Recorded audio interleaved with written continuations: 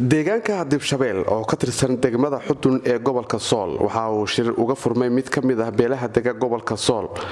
waxaana maanta si rasmi ah ay uqaasha waxgaradka iyo haldoorka beeshaasi ay si rasmi ah u shaaciyeen inuu furan yahay shirweynaha beesha Maxamed Siyaad odayaasha iyo waxgaradka beesha Maxamed Siyaad waxa ay ka soo horjeesteen cambaareeyna fal lagu la kacay qaar ka mid ah uqaasha iyo waxgaradka beeshaas kuwaas oo maamulka Somaliland uu u taxaabay xabsiga Madheera waxayna odayaashu wax laga xumaado ku tilmaameen in beelaha oo wadaagtahay wadadaga deegaanka Adhacadeeye waa cilmi naalaye iyo fiqashiniye ay maamulka Somaliland uqaasha iyo waxgaradkooda ay si shuruud la'aan ugu taxaabaan xabsiga Madheera waxayna sheegeen in odayaashan ay ka soo jeedaan gobolka Sool sharciyana ay ahayd in isla gobolka Sool xabsigiisa la dhigo hadiiba ay xidhayaan geesta kale odayaasha iyo waxgaradku waxay ka hadleen dhalinyaro muddo ku siman 9 bilood ku xidhan xabsiga Madheera kuwaas oo Somaliland ay ku soo eedeysay inay ka dambeeyeen dilka askari ka tirsanaa ciidamada Somaliland oo kal hore lagu dilay magaalada Laascaanood waxaana uqaasha iyo waxgaradka deegaanku ay sheegeen in dhalinyaradaasi ay sifo sharci darro ugu jiraan mid ka mid ah xabsiyada Somaliland kuwaas oo aan la soo hor istaajin maxkamadda waxayna sheegeen in odayaashu sheegeen in kal hore la isku dayay in dhalinyartan la saaro maxkamad military ha yeeshee ay ku doodeen in la keeno gobolkooda waa kuwan uqaasha waxgaradka iyo haldoorka deegaanka oo arrimahaasi ka hadlaya bismillaahir rahmaanir rahiim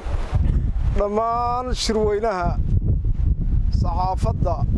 dhammaantii salaanta islaamka intuu salaamaya assalaamu calaykum waraxmatullaahi wabarakaatu barnaamijkan baaqayga koowaad waxaan halkudhig uga dhigayaa inuu shirkii beesha ugaadhyahan isku sugasay maanta oo ay taariikhdu tahay 22 bishii 6aad inuu furan yahay waa yeelkii joogeen uu ku dhanyahay taas waa tilmaantaa guud isku imaatinka iyo furka waxaa ka dhashay waxyaalo dareenkeeda laba ah oo beeshu ay ka hadlaso waa yeelkii waagdhowta lagu xidhay Laascaanood oo beesha reer cilmi iyo reer fiqishini uu heliyay oo maamulku u xidhay dhibo hore oo ay isla garteen oo waqtigoodu muddo dhaaf yar noqday laakiin ay waxba isla diidanayn laguna xidhay laguna geeyay Madheera waxaanu beel ahaan u soo jeedinaynaa oo aan rabnaa in maamulka Somaliland uu tixgeliyo in waayeelkaas taladoodii muddo dhaafka ahayd ay ku filan yihiin oo ay dib ka dhamaystirin karaan talooyinka halkan aan ku haynana in member ka mid ay yihiin waxaanu u jeedinaynaa codsi ahaan iyo garsho ahaan in hawshaas dhamaystirkooda ay ku filan yihiin annana taakidinkeeda aan shirba u hayno in hawsha loo tixgeliyo in xorriyadoodii la siiyo waxaa ii lifaaqa labaad ah inama yaryar oo bishii January ee sanadka arday ahaa oo kubad ciyaarayay dhibta Laascaanood ka dhacday oo askari loo xidhay oo dad shacab oo arday iskuul ku jirta ahayd oo burco loo geeyay maxkamad ciidan oo aan maxkamadda ciidan ay mudnayn oo dad yar shacab ay ahaayeen oo arintan ilaa hadda maxkamad loo keenin oo iskuulkoodii uu 9 bilood berdersanadkoodkana uu ka lumay oo waxa ay cadaan tahay dhibtaas markay dhacdeen iyagoo garoon kubadeed ka soo rawaxay loo helay cadeynteeda in la qabtay muddo ka bacdi ah maamulka waxaanu ka codsanaynaa in barnaamijka loo tixgeliyo maxkamad ciidan aan lahayn ee dad shacab ay leeyihiin beesha askarigu ka dhashay luqunta hadday u sii hayso waxaan u jeedinaynaa inaanu garbax diyaar uga nahay hadday dareenkeeda qaadanayaan arintaas aanu leenahay haddana ay burco ku xidhan yihiin maxkamad sugo ciidan ay weli ayna yihiin taasna ayna mudnayn ilaa 9 biloodna ay ka jawleeyihiin jeelkaas burco intii laga raray Laascaanood oo gobolkii ah oo maxkamadii leh oo deegaankii ah mudnaantii halkaa waxa ku jira maanan garan jawaabtay ka bixinayaan maamulka ka suganaa horteedna maanan garan haddana garamayno waxa aad uga sii hadli doona waayeelkayga dambeeya anigu tilmaanteedu labada barnaamij buu ahaa assalaamu calaykum waraxmatullaahi wabarakaatu dhammaan waayeelka iyo waxgaradka halka isugu yimi beesha ugaadhyahaan. Assalaamu calaykum waraxmatullaahi wabarakaatu. waxaan ka bilaabayaa marka hore mahadalla kadib waxaan cid walba oo beesha ka mid ah iyo cid kasta oo danaynaysay shirkan iyo kulankan oo warkeeda haysay waxaan ugu sheegaynaa in maanta shirkii beesha ugaadhyahaan uu ka bilowday magaalada ama tuulada la yidhaahdo Dibshabeel. labadii casho hore oo la joogayna ay ahayd abaabul iyo isa sugis ay ahayd, maantana uu si rasmi ah u bilowday. marka gaar ahaan beesha ugaadhyahaan oo ay qusayso oo shirkana qusayso iyadoo waayeel badan oo maqan uusan jirin, haddana waxaan leenahay cid walba oo fikirkeeda saliimka ah ku soo darsanaysa ama imanaysa ama ka soo hadlaysa aad iyo aad baan ugu soo dhawaynaynaa inay ka qaataan qaybtooda. qof kasta oo beeshiina wuxuu ku leeyahay door iyo talo bixin intaba waa ku leeyahay. inta haddaan ka gudbo iyo soo jeedinta iyo baaqa u sheegista beesha, waxaan u gudbaynaa arrintan labadan arrimood oo hadda aqalkii hore ka hadlay odayaasha xidhxidhan labada beelood ee Faqashini iyo reer Cilmi. waa laba beelood oo walaalo ah, waa laba beelood oo isku deegaan ah, ehel iyo qoys iyo qaraabo ah. ma aha halkoodu ma aha xarig, ma aha halkoodu xarig ma aha. waxa la isku hayaa ma aha xaajo taagane, waa xoolo dib dhacay weey. magabu 10 sano iyo 15 sano iyo tiro badan bay gaadhaan. ceeb ma aha inay dib u dhacdo, way fiican tahay inay horumarto, laakiin duruufaha jira dartood baa dib dhiga. marka halkeedu ma ahayn xarig. weliba haddii laga yimaado xarigga, dee xarig mandheera ahi meesha kuma jirin. waxaan leenahay taasi waa ku dheeraad. waxay ahayd arrintaasi gobolka iyo waayeelka gobolka joogaa way ku filaayeen iyo maamulka joogaa way ku filaayeen in la isu keeno, in la wada hadashiyo, in muddo loo qabto, in la isku ogaado. arrintaas waxaan leenahay degdeg baa ku jira, cid kasta ha samayso. waxaan leenahay arrintaasi waa khalad, ha dhacdee khalad meeshii larkaa lagu qabtaaye. waxaanu codsanaynaa odayaasha in la soo daayo, annaguna beel ahaan aanu doorka aanu leenahay aanu ka qaadano. oo wax weyni meesha ma jiraane, waxay ahayd in muddada loo sameeye laysu muddeeyo oo laysu keeno. taas waxaanu leenahay maamulka iyo dowladda iyo cid kasta waxaanu ka codsanaynaa odayaashaas ha la soo daayo. sidaasi si waafaqsan ama wax ku baxayaan oo ku fududaanaysa ma aha. waa kii wax isu keeni lahaa, waa kii xoolaha ururin lahaa. hadduu mandheero ku xidhnaado yaa u cida. waxaan leenahay arrintaas dib ha looga celiyo, arrintaa ha la soo celiyo odayaasha, xal kale aan raadin. gaar ahaan weliba odayaasha reer Cilmi shirkan aad iyo aad bay miisaan weyn ugu lahaayeen. waa odayaashii shirka qabanqaabadiisa weli habeen iyo maalin u guureynayay, nin walba geedka iyo goobta iyo tuuladu degan yahay ugu tegayay. miisaan weyn bay shirka ku lahaayeen. haddana kama maarmi karno, aad iyo aad baan ugu baahan. meesha waxaanu ka rabnaa talo rasmiya oo cid walba dani ugu jirto, oo maamul iyo qabiil iyo deegaan mid walba dani ugu jirto. haddii doorkoodii waa ka maqan yahay, taa qudheeda waxaanu leenahay hana loo tixgeliyo odayaasha, hana loo soo daayo. wiilasha xaq bay u leeyihiin. haddii tuhun galay oo la tuhmay waa la tuhmi karaa, laakiin tuhunka dee wuxuu leeyahay in laga gaadho, in xal laga gaadho. 9 bilood waxaan leenahay waa badan tahay, macquulna ma aha. haddii wax cad la hayana dee dowladda waxaanu leenahay hadduu dembiilayaal yihiin oo dad kriminaal ay yihiin, dee ha lagu caddeeyo, ha lagu xukumo. dabadeedna markaa wixii kale xale ha la gaadho. haddiise ilaa 9 bilood kabacdi ay weli taagan tahay waxba laguma hayo, maxkamadna lama geyn karo. weliba sidaan ognahay maxkamadihii isku haystaan oo laleeyahay wiilashani waa wiilal shiciba, waa wiilal yaroo dhallinyaro ah, waa arday, xaq uma leh maxkamad ciidan in la saaro. waa aaminsannahay sharciguna saas uu qabaa. nin shiciba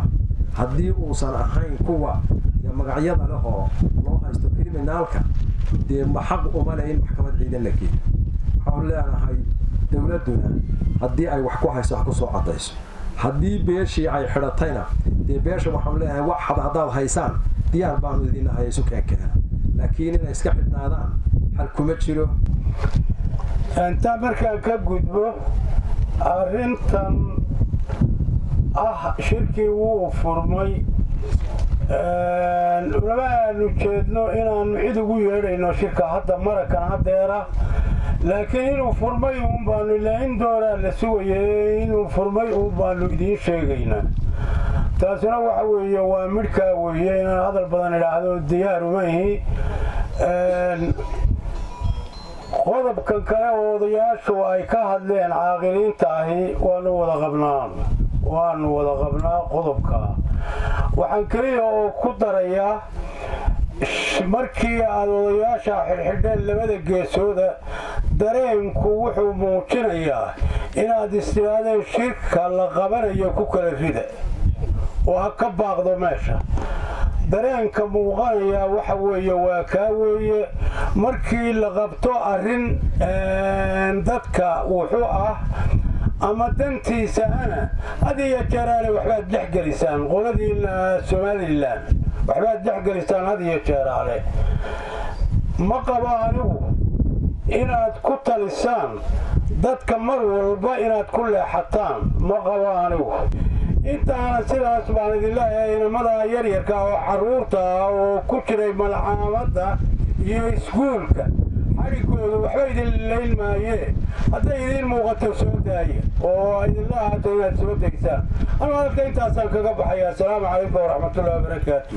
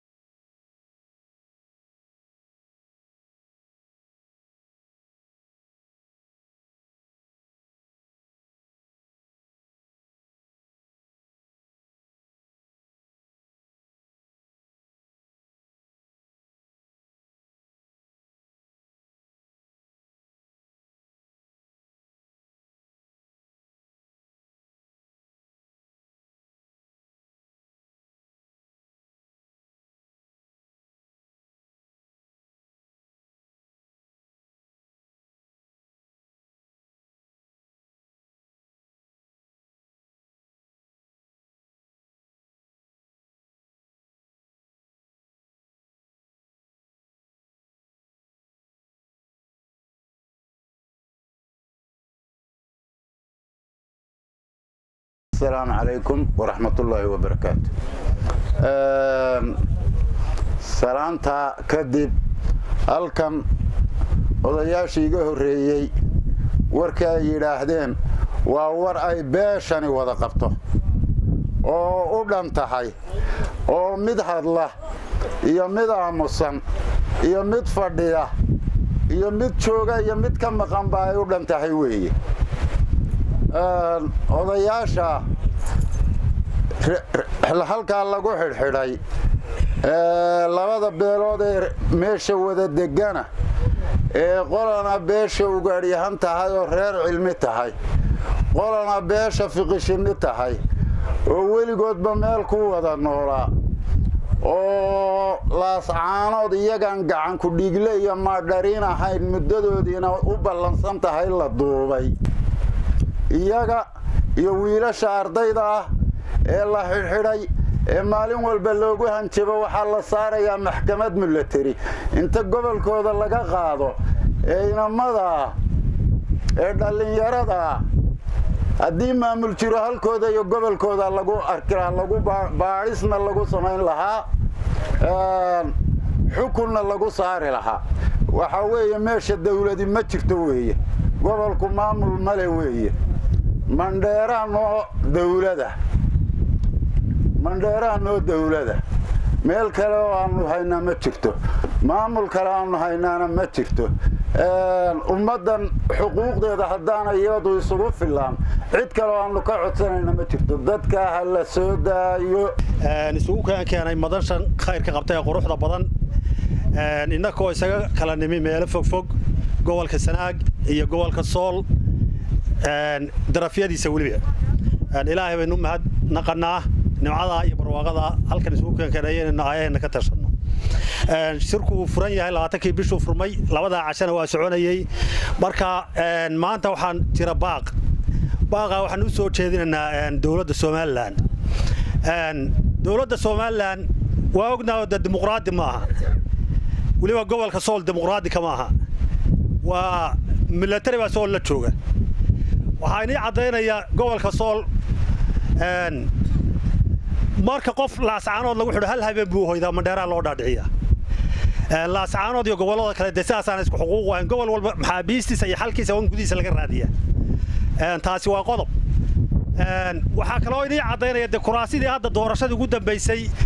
4 kursi quraaba laga helo wixii caynaba iyo burca la siiyay marka dawladda horta waxaan u sheegayaa tuulo ka dhiga dhiya siidi ka dhiga teegi jirteen bara saabkan iyo gudoomiyahan iyo waxba ku magacaabinay baraanti kamida xiriyaha ciidamada ka dhigo qaabka u bedela gobolka Sool hadii aan maxaabiis xataa lagu aaminayn qodobkaas waa qodobka markaan u soo noqdo odayaashan xirxiran aan cadeeye waxa lagu xirxiray ballantii aan cadeeyaa dhamaatay ee loo qabtay qolada fiqshin iyo reer cilmi labada odayaal baanaka waa reer cadeeye way suuqaya mid waxaan leenahay labada xoriyadooda loo soo celiyo hala sii daayo Soomaaliland oo dhan iyo Soomaali oo dhan baa magac isku leh oo muddo dhaafasa wuxuu sharci bay leeyihiin muddo la siiyaa digniin bay leeyihiin waxba ma leh 7 cashay dhaafeen baan maqlay marka waxaan maqlay wasiirka arrimaha gudaha Maxamed Kaahin baa xidhay Soomaaliland iyo wasiirka arrimaha gudaha arrimihii ay cadeeye ka ballan qaadeen haddii wax loo xidhayo iyaga mudan loo xidho shaqaaqada hadda halkan loo fadhiyo dawladda Soomaaliland markay labada beelood damceen inay ka wada hadlaan waxay yiraahdeen shacab baatihiin kamana hadli kartaan annakaana dawladka faraha ka qaada